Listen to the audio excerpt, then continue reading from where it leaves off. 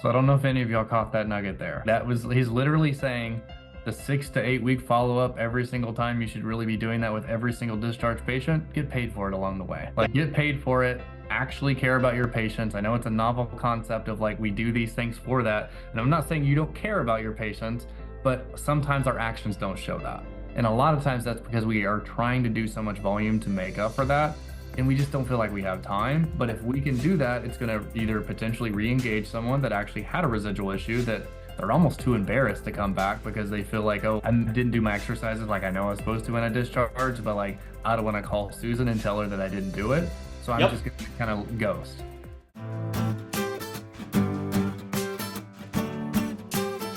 All right, on this episode of the Levels podcast, we're going to be hopping in with Steven Coen, the CEO of SaRa Health.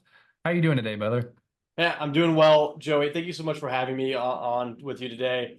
I'm excited to talk about this, and let's get into it. Awesome. So there's a lot of people, we kind of have like a pretty big range here because there's the ones who are like, what the heck is an RTM? And then there's the ones that are like in the weeds of it. They're trying to figure it out. They've done it for a while. Maybe it didn't work the way they wanted it to. They tried another platform. Maybe they're in the process of trying you and they're still just like, maybe I just listen to this one and I'll learn what I need to do. So we do kind of have a broad spectrum here of kind of what we need to actually educate people on. And so, I mean, maybe the most basic foundation is like, what is RTMs and like where did it come out of nowhere? Absolutely. There's so you like gave the 0 to 5. There's also a -1, as we call it, which is the response of I did this during COVID. I'm like, I don't think you did. I really don't, because to start answering the question, what is remote therapeutic monitoring, or what's colloquially termed as RTM, right? It is a set of CPT codes, so four for your physical therapy groups that pay for supporting your patients in between visits. Like, that's it. It is simply a funding mechanism and incentive to invest in technology and potentially time to support your patients in between visits. Like, that's it.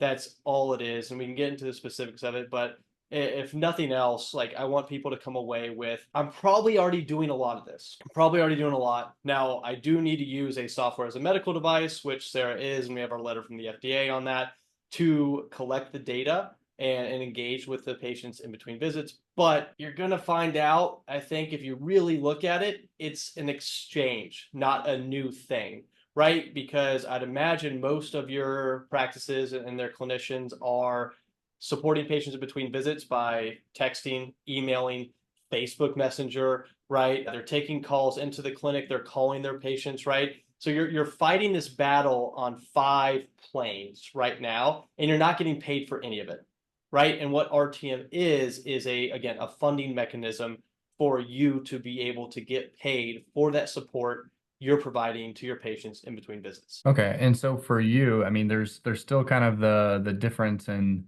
how we look at this. So there's the fact that we've got some that are attached to home exercise programs. Yep. We've got some that sound like we're just talking and having conversations, which literally everybody's already doing, but they're just not getting compensated, instead just complaining that we don't get reimbursed. And then there's the like, okay, we actually are formalizing this as a process, maybe not even necessarily going into the home exercise side of it as much.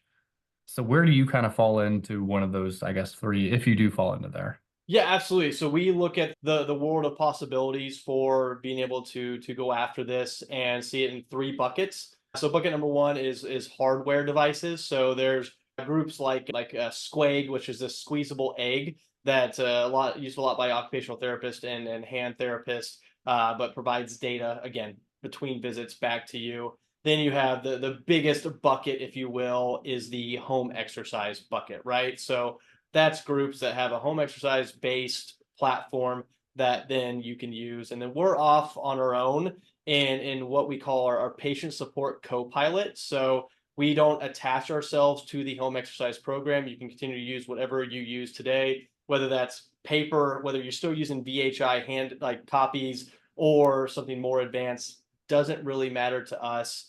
The way that SaRa works is purely via text message and from the patient perspective, and we get valuable data back that we have seen through a study that we ran that shows that patients on SaRa achieve a better functional outcome. They do it in typically a visit or two less, but at a better margin to the practice, right? So it really is an everyone can win thing where you can now deliver more, better care without adding visits to what is already probably a pretty darn full, patient list and schedule, right? I'm sure a lot of your clients too have 2, 4, 6 weeks of wait list. And here's a way to really be able to continue to deliver care in a way that's valuable. And we have the data to support that without, again, adding visits to a schedule that can't handle anymore. Okay. And so when you said that, you said yours is text-based. And so I'm Correct. sure there's a lot of people that are like, well, I'm already texting people. So I guess just so we are clear on like that does not count, don't start billing. What did you, I guess, have to do and what it kind of delineates what SaRa does versus someone trying to piecemeal this together with some other type of stuff?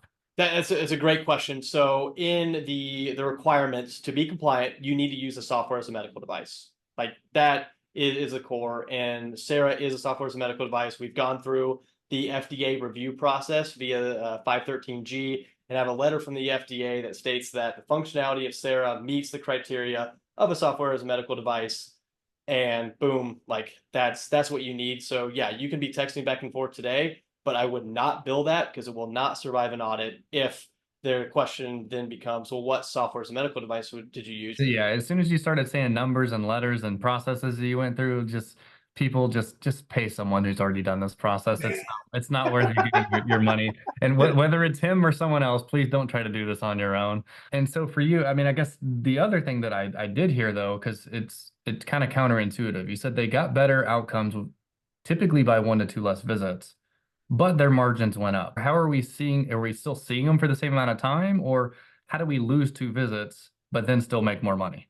Well, the margin for these codes, at least the way our business model is set up, the margin for these codes is extremely high, right? So with us, what we typically see is adding about, call it like $52 to $60 in new revenue in an episode, right? And that's assuming that you spend zero, like you don't bill for any 98980 or 98981, which are we call them the support codes. That's what requires your people's time. So assuming you get none of those, right? So no additional time in that respect. It's about $52 to $60. Our general take of that is about 14, just again, on average. So you're adding roughly $40 to $50 in new net income per episode, which if you're making on average about 10 to 20 in margin per visit, right? Like, do you want to play a game where I give you 40 and you don't take 10 or 20? Right? Like that sounds like a game I want to play. That casino would not last very long, right? So that's how we add the margin to the episode is by, even if you do have to exchange a visit.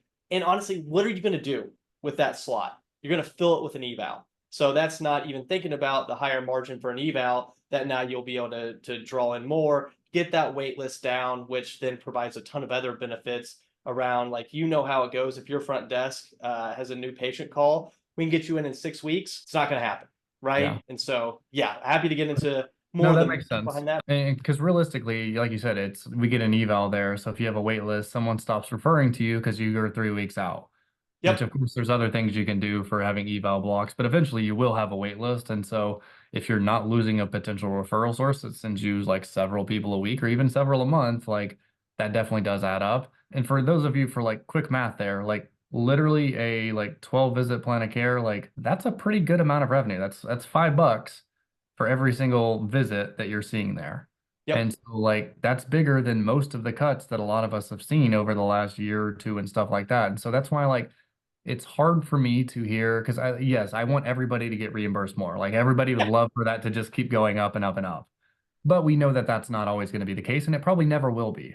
And so there is something right here, right now, that a lot of people could be implementing that could be a very easy, and it sounds like, and maybe we can get into that. It sounds like there's not a ton of work on the therapist, at least with the way that y'all's system works. You could do more and you can optimize it a little bit more, Yeah. but maybe get into that a little bit of like when you say like they could do more versus what you're doing and kind of how that works. Absolutely. So, I mean, again, as we see it, it's an exchange, right? And I wouldn't call myself a history buff because there's people that know way more than I do, but I know a little bit about a little bit. And so the analogy that I like to use is when the Spartans had the Persians at their doorstep, right? Thousands of years ago, they made a decision to funnel everyone into the hot gates, right? And they did a lot of damage with 300 people. The analogy fits almost perfectly for what we're talking about. Like, stop fighting this communication battle on 5 different fronts and pull it all into one. So that way you can decrease that burden of even just like boom, boom, boom, like even like information flagging across those different mediums, pull it into one and have our system do the work of getting those magical days of data exchange in. And then really it's just, again, it's an exchange of, hey, don't give out your email anymore. Don't give out your personal cell phone anymore. Don't do any of those things. Instead, funnel it all into this, what we call, a lot of groups call the clinical line.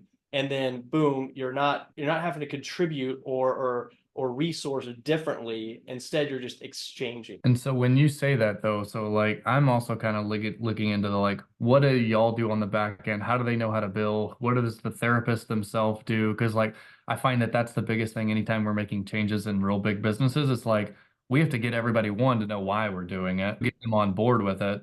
If we have to change a home exercise program, like that's one of the benefits, I guess, of y'all because you don't have to change their HEP platform or anything like that. But just like any other type of billing change, we know we teach them once and then a month later you have to teach them again and a month later you have to teach them again. So I guess what is it that you do versus what the therapists themselves physically have to kind of do and manage to start doing RTM on top of their stuff? Yeah, so they do have to copy and paste justification when we give it to them into the EMR and bill it like any other CPT code. And depending upon which EMR you're on, whether that's Prompt, NetHealth, WebPT, SOAP 1.0, 2.0, Empower EMR, Systems for PT, whatever, we actually have step-by-step billing guides on how to bill for these codes. Whether, and if this is too deep in the weeds, we can not go into it, but either billing it as part of a visit or as a non-visit event, right? So we have instructions on all of that. And should I dive into why you would think about billing it as a visit or non-visit? You would know the benefit of that more than me. I think I kind of know where we're going as far as other metrics we're tracking, but go ahead because clearly there's something here. And this is an evolving advice on our end. So if we'd have filmed this 6 months ago, I'd have said never bill a commercial payer on the same day as a visit because their systems weren't able to handle the complexity. The payer systems weren't able to handle the complexity of getting treatment codes and RTM codes if you have some sort of day rate per diem or unit limit for that patient for that day, right? But as we're seeing it, a lot of the payers are now used to this. And so our advice now is bill it as soon as possible. And the Okay. reason why is for that 98977. So we call it the engage code. And that's when a patient engages for 16 days in a 30-day period. Bill that as soon as you possibly can, which is when we email you and tell you, hey, it's billable. Because if not, then you create this lag. And so you cannot bill for 2 98977s within the same 30-day period, which if a patient gets billable on the 1st, you don't bill it till the 5th, they get billable again on the 31st. Well, now you still can't bill it until the 4th or 5th of the next month, and it creates this lag. And while our system handles that complexity because you're able to say, oh, I billed this with this data service, and then we're able to we have an algorithm that then basically picks. It's like, oh, yep, you billed it on the 5th. I'm not even going to tell you this patient's billable again until the 4th of the next month. So that way you don't get that, what is Okay. really like an administrative denial, right? That's an easy change, but it's still, you have to reopen a note. It's work, and we don't want that to happen. Okay. There's a couple things that kind of come to mind when you say that though, because if we're having actual treatment visits, Mm-hmm. having visits that are being billed different times, there's two things that could come up here. Is the patient sees that they're getting billed on a day they're not there. Yep. I don't know if you run into that. Yep. The other thing is, are we having a hard time delineating like show rate, how many visit plan of care we have, some of those things because it's dirtying some of the data that we have in EMRs? Very dependent on EMR for that. And so there's quite a few out there that have the ability to do either they call it an administrative note or a non-visit event or something like that, to where it's not going to mess with those metrics and you're able to do that. But even for the ones that struggle more with that piece, we have workarounds. So in every one of our like how-tos, we have here's how to bill it within a visit, here's how to bill it as a non-visit event, and then the workaround if necessary to be able to make sure that those metrics aren't affected, basically. Okay. And then as far as people getting billed for that, like has that been an issue for you? Because it seems like it would, because people inherently are like worried about like, oh, is that phantom billing? Is that like some of that? Like has that been an experience that any of your people have had to figure out, or y'all have had to, and now it's not an issue? What we hear is that the complaints about any RTM bills specifically are at either the same or even a slightly lower rate than any other complaints that come in, right? There's So people a are going to complain practice. no matter what. Yeah, you'll love this. Like, there's a practice leader here in Kansas City that as we were golfing and having a deeper discussion on it, and I was asking that question, he said, I don't even think it is even as much as the normal complaints we get. It's typically less, and even when it is, there are just some people that are upset that the sun came up today. Like it's Yeah, gonna happen. I always tell people Robbie's highest unsubscribe email that he ever got in his clinics was the one that wishing people happy birthday. And so like that tells you a lot of how people wake up their day and like they just want to be pissed at something. And so yeah, that'll happen no matter what. And so it is interesting you say that. So Now you um can do some things though. So one of our best practices in the process that we put in is this handout that we've created that we then personalize for each and every clinic. And it includes a blurb about insurance, so you can get ahead, kind of take the wind out of okay. that argument ahead of time. We find that to be really effective. But this is definitely like 201 level. But so I'll keep it quick. If you do, and whether you're using our platform or not, I don't care. If you see a copay charged, that is a red flag. These should never generate a copay because a copay is as a result of a visit, right? And so if you ever see your patient get charged a copay because you billed this on a non-visit day, red flag, talk to insurance, reprocess that, because that means that the insurance is not interpreting these codes correctly, which is that they are considered sometimes therapy and should never count towards your visit count and all the other things that are associated with a visit, like a copay. Now, will there be co-insurance? Will there be some level of patient responsibility? That will happen. Very plan dependent, payer dependent, even down to patient dependent on their specific deductible, co-insurance, right? All of those things. Generally speaking, I'll speak more for the bigger national payers like your Uniteds, Humanas, and others. The amount that they're pushing their patient responsibility is typically pretty low, and we're seeing groups like Humana, for instance, like they rarely push anything to patient responsibility to PR. I don't know why. Maybe it's because they've seen the data like that we've seen in our Yeah. outcome studies. Like, hey, what's good for the goose is good for the gander here, right? Like, again, if I'm a payer and I know that they're not our best friends, I get that. But if they are looking at this like, well, Joey's clinic uses this, and yes, we pay for this thing, but we see our recidivism is lower. We see like they're not going somewhere else to get care for the same thing. They're not leaving like and starting a whole new plan of care, and like those metrics are better. And their total cost of care that they're paying out might be a little bit lower. But again, we already talked about you shouldn't be afraid of that. Like, again, what's good for the goose is good for the gander, and like anything else. I was on a panel a few weeks back, and one of the senior leaders within IV Rehab was there, and he talked about how cool it was when they ran a regression across all of their clinics. They found that the better the patient reported experience was, the better everything else was. Financial Mhm. metrics, arrival rates, cancellation rates, provider satisfaction, like it was wild. He's like, it was wild how just like tight that scatter plot was. And we all know this, Yeah. right? Like happier patients mean like just things are going to go better. So, but it was really cool to hear from a group of that size Yeah. that the data is supporting the gut feel that a lot of our practice leaders have. So I guess for you, because I know that you don't really love even the word RTM because it's really just like building relationships and we're just formalizing and getting paid for it. Why do you think that maybe it is truly increasing customer satisfaction kind of across the board? Like what is the big driver there? Now, this is where I will get over my skis a little bit. So you're asking me to do some conjecture, which I'm more than happy to do. Let me start with a data point that we've seen and then expand upon that. So Yeah.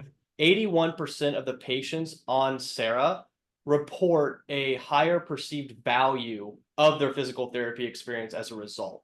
Now, is it because of the check-ins? Is it because of the access in between visits? Is it because the most valuable thing that gets created in a plan of care is the relationship, not the home program? It could be any one of those, right? For any different patient, that each of those levers could be pulled harder, right? But that is the data behind why we believe the just overall patient experience is better. And if you think about it, right, we're in social contracts each second of every minute of every day, right? It's even as you and I are talking, we don't interrupt each other because it's a social contract that we have, right? We're obeying these social contracts that we have. And so if as a patient, I have a higher perceived value, well, then I'm going to level up my investment, my activation, my just general buy-in to what you're doing because I feel like I'm getting more value from this experience. So is there 12 white papers we could do? Sure. And if anyone is thinking about PhD status or doing some research, let us know. Happy to collaborate on that. But for now, we're operating on more of like simple logic Yeah. to be able to drive that. Well, I mean, even when, so one of my mentors, he actually like built an entire equation for value, and it's stream outcome times perceived likelihood of achievement divided by effort and sacrifice and time delay. And so if you think about that, it's like, well, how does holding someone accountable actually do that?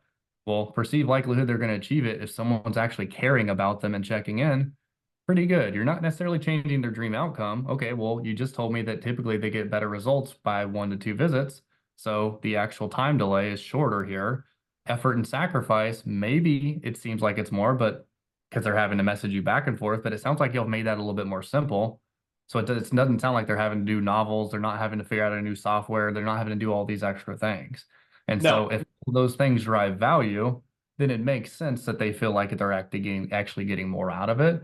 And so if you truly break down like that equation, it makes a lot of sense that that's what you're kind of seeing across the board. And so for you, unfortunately, I know all states aren't equal in getting the same value out of it. And correct. so are there some states that are just like, this is a dead zone right now, and like it's still just don't even bother with it? And is there some states that's like, hey, like if you're not doing it, you're literally throwing the money away? Or like, how does that kind of look like landscape across the nation? Absolutely, and it gets drawn on state lines, but it's really about your local your state blue. Like that's really where it is, right? So Blue Cross Blue Shield of Alabama, Arkansas, Louisiana, none of those are paying, and so those are a little bit thorn in my side states, right? And then beyond, so but then even then, right? If you're in Louisiana and we're having a conversation, you're like, yeah, I'm like 60% Medicare, another 15% United, and I have the Blues plan, but it's only 10% of my patient population. It's like then you're in great shape, right? Like Yeah. regardless of if that one doesn't pay. But yes, so it does end up being on state lines, but not because of the state necessarily. It's because of the whoever the local blue is in that area and whether they're paying or not, right? And so states like Tennessee, Texas, Florida, Minnesota, just off the top of my head of ones that we've Yeah. been getting really good reimbursement data back from, or I guess not good data is the incorrect word, more just positive reimbursement data back from those blues in those states.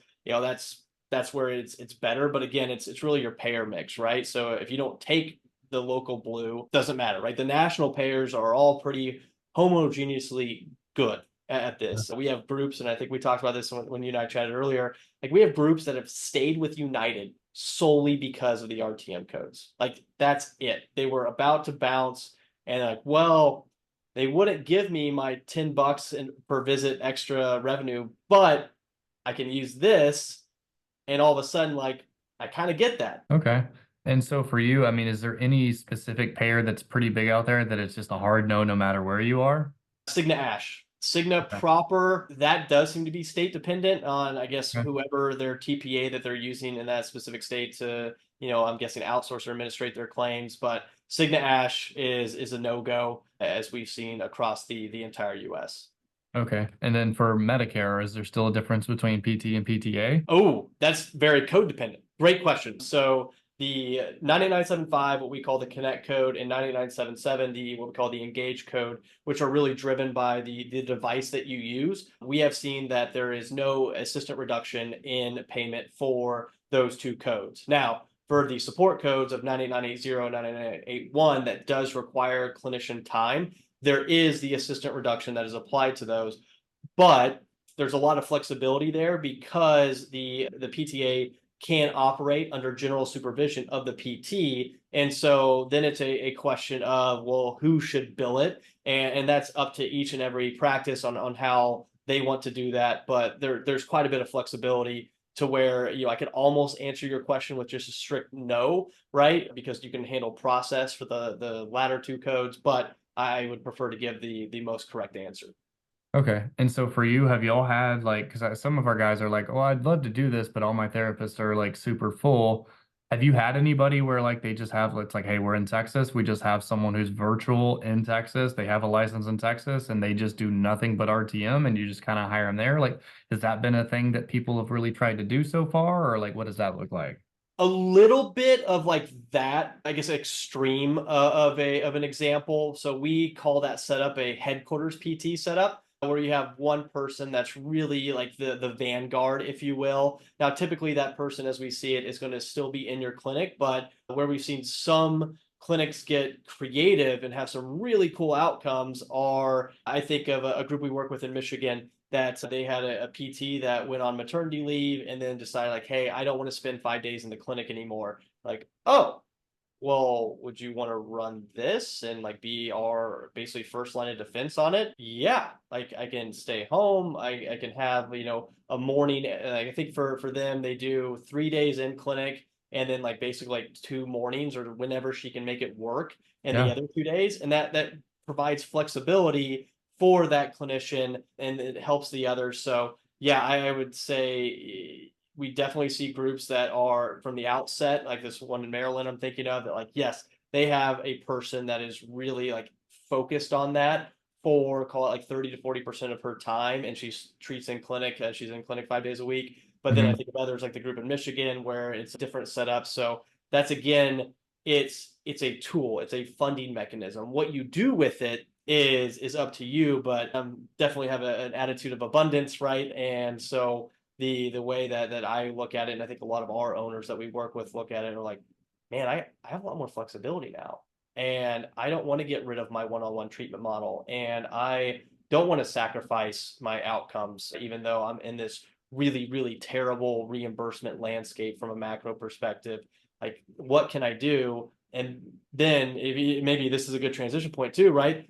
Now you can also get really creative around incentives for your staff, right? And that we see, run the gamut all the way from owners, keeping it all in order to be able to like keep their business alive, which I totally understand, to others who are saying, hey, whatever margin I drive from RTM is getting bonus back out to the team. Now we have some thoughts on whether it should be like kind of like singularly driven, right? Like this PT is the one who had this patient and they were what drove the engagement and spent their time on it versus more team based, right? The team based can at times have a little bit of that issue with the like collected tips, right? Where Yeah. the restaurant that pools it all and distributes it Yeah. like ends up doing worse than the ones who lets the waiter keep what they earn. But that's very culturally dependent, right? Yeah. You could do a flavor of both, which I've seen be really effective, right? Like, hey, of the let's of the $40 in extra margin that we're going to drive from this,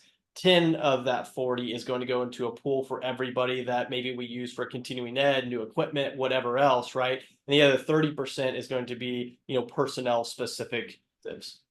Yeah, and then the thing to be careful here, and I'm not telling you don't do what he just said here, but I got to put my coaching hat on here. The amount of our guys that try to give production-based bonus based on visits, units, or selling of a certain product, or doing RTM and stuff like that, make sure your business is profitable first before we Yeah. start doing this stuff. Because Yes. and I say this because I've had so many therapists who are making six figures as staff therapists at these clinics, and the actual owner themselves is not profitable. Like the amount of owners I've met who have had to take loans out to take payroll because their compensation structure was not good. It's wild to me, but I'm saying that because like think it through before you go through like a production bonus on some of this stuff, because you can really get into a pickle here where it's like, well, they're really kind of just doing the same exact amount of revenue as they were 3 years ago. And so, like, do we have actual margin for that? You may still have to go from 60-minute one-on-one to go into 40-minute scheduling. And so, look at those things first. I think this is just gasoline on top of a well-oiled machine. And it's not going to be the thing that saves everything, but I think the one that actually has some of these things in place and has that, it's just going to be straight profit. Like it's just hardcore profit. You're going to increase your outcomes, which increase your referrals, which increases your reviews, which increases everything. And so that's how I would be utilizing some of this. Like this isn't like a, hey, we're losing $40 a visit, let's add RTM. It's like I think there's other things we probably need to change. It isn't a Um, silver bullet. I'll go ahead and yeah, like yeah, I will go ahead and shoot myself with that, right? Like it is not a silver bullet, and I yeah, don't think it ever will be, and I will never ever say that it is, right? But can it be really helpful? yeah. Absolutely. Is it a silver bullet? Like you said, no, it is not. You know, if you're 40 underwater, you have other things to deal with, and I would say you probably don't want to get into like you have other Yeah. things to get the house in order, but There's before you yeah, go. there's cost to implementing anything. And I think that that's the thing. And so for you, maybe that's a question because a lot of times anytime we make changes, there's kickbacks with any changes, especially the bigger and bigger companies we get. And right now, with the current climate of where we are with hiring across the nation, pretty much everybody is like, hey, I want to make these changes, but they almost feel hostage to their actual employees because they're like, if they quit, now I'm at a spot where I'm not making money, or I don't know how long it'll take to do there. So, like, what has been kind of the difference in maybe someone that's used one of the other softwares where, like, maybe they had to change some of the stuff, use HEP or some of those? Versus the experience of someone who's maybe used your software to do RTM. So there's a couple pieces there. One is that we recognize that, and like you don't know what your actual true reimbursement is going to be until you submit and see, right? And so for every group that we work with, there's a 90-day period where we don't send an invoice to where you can actually figure out like what this is going to mean for your business. And we have times we get to the end of that 90 days and like, look, this isn't going to work for us, and we shake hands and we walk away, right? Like, cool, maybe 6, 12, 18 months, we can have another conversation, but like we show up to work every day with the goal of delivering a 3x ROI to the practices who use us. And if we can't deliver on that, either because of a patient population issue or a reimbursement issue or like whatever else, then it's not a business we want to be in. And so like that's how we orchestrate our thinking is around that 3x ROI. And so yeah, is it a perfect answer for everybody? No, but it gives that again flexibility to where like don't come out of pocket to pay for something, like figure out what it's actually going to mean for you, and then figure out if you want to really like keep it going or like probably not the right time for me. Yeah, I think I mean, that's good that that's the way y'all kind of look at it. Because like we've had times where people are coming in, they're potentially wanting marketing coaching. They're like, oh, but I'm also changing EMRs and I'm also have a new hire coming in. I also have this, and I'm like, hey, like let's let that settle a little bit because your staff is gonna hate the fact that now we got something else coming in. Yeah. And so there is a lot of that because we're not working in a void. Like again, like the billing example, if I tell you how to change billing, you're probably going to have to revisit it again in 4 weeks and again in 4 weeks and do weekly checks and do all that stuff. And so there is going to be some of that, I think, with any new process. And I think anybody inherently understands that. And so for you, I think that it's good that you'll already kind of look at a lot of that to kind of make sure that everybody's taken care of there. And so for y'all, I mean, I know that we've got the aspect of therapists maybe not wanting to change their home exercise program, but I guess where have y'all seen the differences in take rate of someone using, I guess, y'all's platform versus another platform as far as patients? Yeah. So what we see, and we think of everything in terms of a funnel, right? You want that funnel as flat as humanly possible, right? Like that is ideal. And so what we see is, and we actually just ran this analysis for a group, so I'll use real data, is of the call it 100 evals that came in and were offered, so all 100 evals were offered it, about 92, 93 will take. Like, yes. And so that includes patients that say no from the outset to an average like unenroll rates of about 2 to 5%, very dependent on practice. Like, and if I see anything above that, there's typically a messaging or verbiage issue that can be corrected. So 100 evals, now you got 90 that are in play, as we call it. From there, then it's going to be a lot of coaching that we actually give to our clients. Like, hey, we see you have these 10 therapists and your min max of daily response rate is between 72 and 43%, right? And then typically we're able to see of that group that's below 60, which is our benchmark daily response rate. Hey, we noticed that though they're not logging in even like once every 3 days. So if I had to guess, their patients feel like it's going into the ether because it's not actually being used to deliver a better care experience, right? Or especially a key metric we look at is custom messages sent per patient per 30 days. And what we found is if that number is typically above 1.1, that the response rate is 40% higher. And that's not like a, moving from 20 to 60, it's moving from 40 to 56. But 40 to 56 is a big, big deal because that magical 16 days of data exchange is only 52%, right? So moving your average from 40 to 56 all of a sudden means, whoa, I'm going to get a lot more juice out of this lemon because I'm able to have just more billable events for the same patient population. So our average right now in the metric that we look at and coach on is 98977s per patient enrolled. And we like to see that above 1. Like, so if you have 100 evals, let's just say for easy numbers, 90 actually like really get activated and start responding, we would expect you to bill 90 98977s for those 90 patients over a 2 to 3 month plan of care, right? So some are going to be at 0, right? They're not going to like it. They're going to get in it. They're going to respond once every 5 days and just like, you know what, can you unenroll me? This isn't for me. Totally get it. Unenroll. That's fine, right? And you're going to have on the other end a patient that goes for 3 or 4 months and like only misses 3 or 4 days, right? And so for them, let's take the 3 month or the 90-day, right? So you've billed 3 98977s. You're probably getting paid roughly, call it like 140, 150 plus the 9975, which is another 18 to 20. So now you're sitting at like $160 for that patient over that 90 days. And then again, as it all averages out, our benchmark is 1. We have some that are in like the high 2s, like 2.4, 2.5, and they're doing really, really well with it. We have others that are in like the 0.5, 0.6 that we're coaching to get better, but like 98977 per episode is our benchmark. Do you think that that's because they're having a harder time engaging and doing the custom stuff, or their length of stay is not even long enough to actually get them to that point, since it has to be based on a time period? I'd say more the former, and it's where coaching can come into play, right? And so even with it's called a 6-week plan of care, right? A lot of our practices are saying, hey, I'm not going to schedule this next visit because I think we're getting really close here, but I'd like to stay in contact with you for the next week or two just to make sure that everything is cool. Do you want that? Which as a patient, like, hold on, I don't have to come in to get care. Like, right? Like, yeah, I want a soft landing. Absolutely. Like, of course I want that.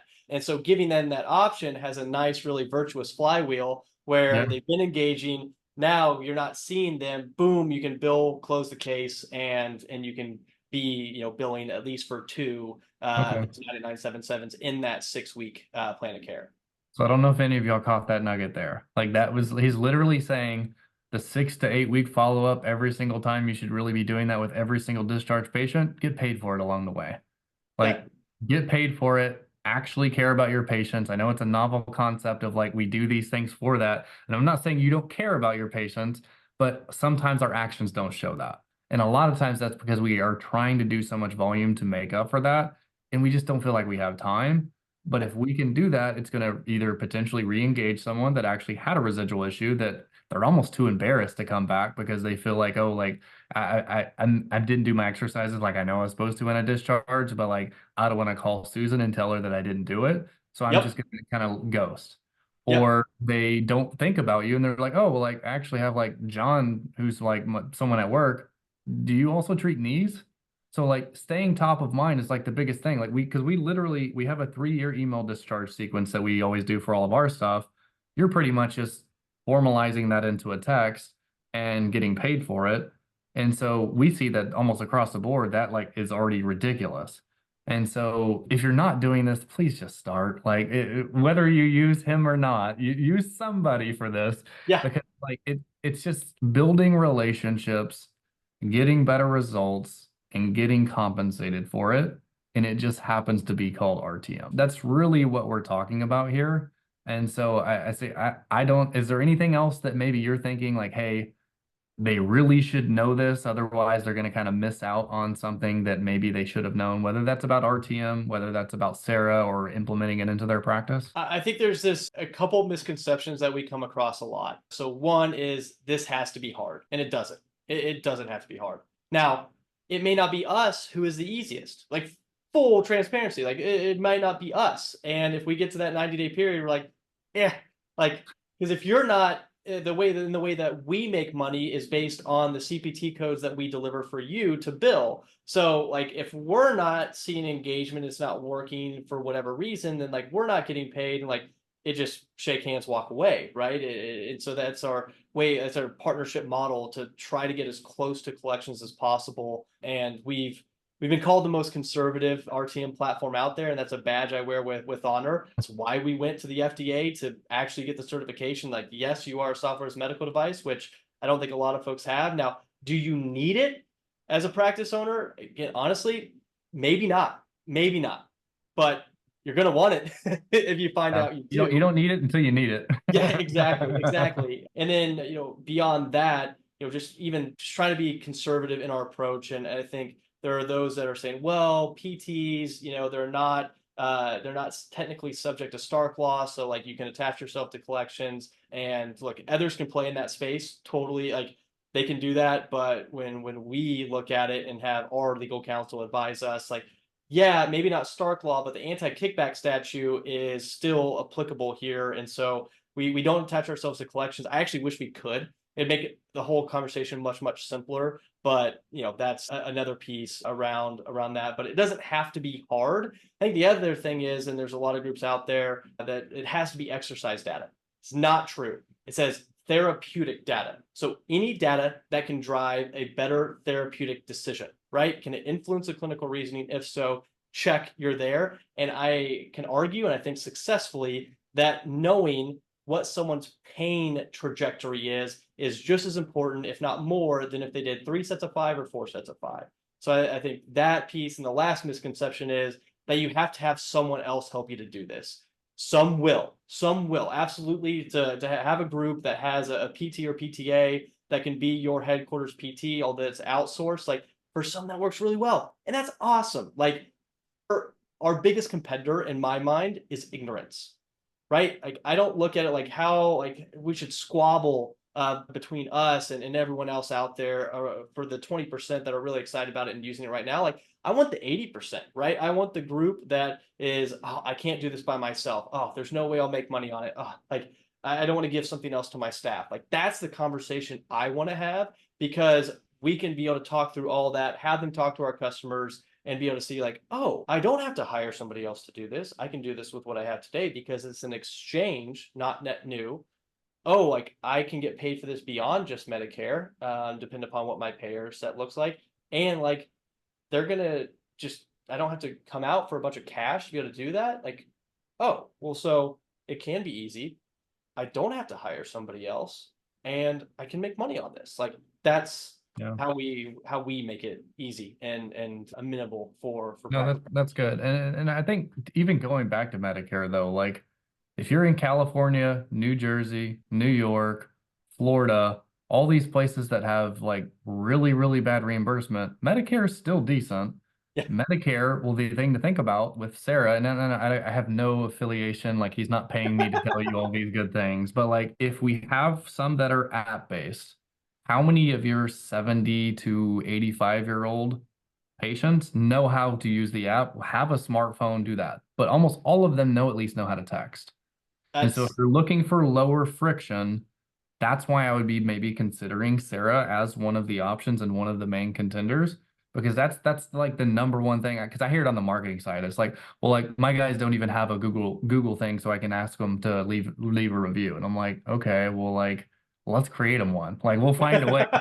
And so like, but for them, you do have to meet them where they are. And I think that this does allow not only meeting the providers where they are, but the patients, especially for some of your older demographic. Some of your younger ones, like they're super tech heavy and they may love all the extra stuff. And want to do all that. And so I think knowing your audience, because like I have some people, I know one right now I'm thinking of, they have 85% of their patient base is Medicare. Like that is a very applicable, like probably not tech savvy, and they're in a rural area, so they're already like a little bit like not really at the same level of tech. So you throw those two things together, I'd have a hard time saying like, hey, let's make them all figure out a smartphone and an app. Like sorry, Dad, if you're listening, but the amount of times I've had to show my dad how to like open up apps and send certain things and do all this was like, I've already showed you that. What, like, what? And so, and he's nowhere near, he's not even Medicare age. And so there's just those things that happen. So if we can lower the friction, I think it makes a lot of sense for everybody. And I think regardless of platform, I think there's a lot of potential out here for us to help more people and make it to where we build just better relationships. And that as a whole will bring kind of everything together. 100%. Friction. The friction. Yeah. That's the key word. Yeah. Yeah. So for you, for anybody else, because I know that this has been jam-packed, you also used a ton of CPT codes and all of this extra stuff. So some of them, some people may have glazed over at this point. Some people are like hyped and they're ready to go. Where do they find out more about you? Where's the best place to find or contact you if they want to find out more? Absolutely. So our website, sarahealth.com, SARA health.com.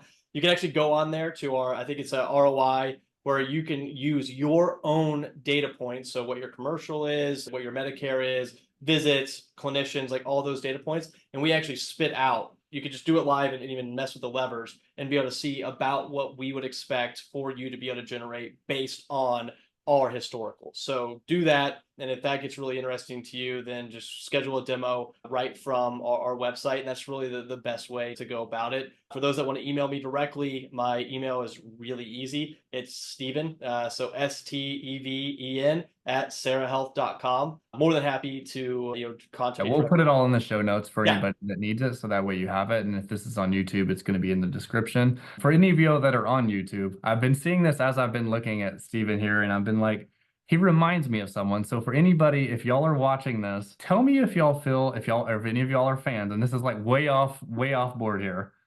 Tell me if y'all think that Steven looks like Nick from The New Girl, like he could potentially be Nick's cousin. Do you watch that show?